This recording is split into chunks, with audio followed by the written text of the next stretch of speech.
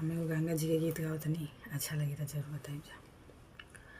आवही के रहू गंगा मैया सावन हो भदौ वाया रे काई हो लागी आरे आई हो गइलो गंगा मैया जेठ बैसाखावा आरे आई हो गइलो।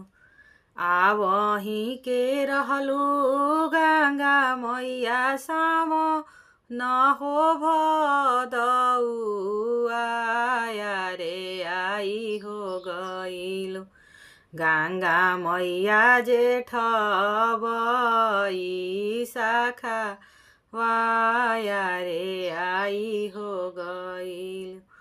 तू रही के रहू गंगा मैया बगसर के पुली या रे तुरी देहलो गंगा मैया रम रेखा घटिया रे तुरी हो दिहलो।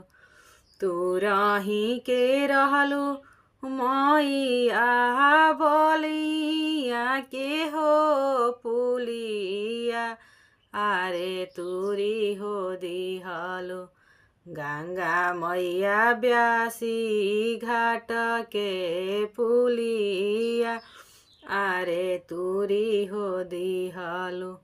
तू रही के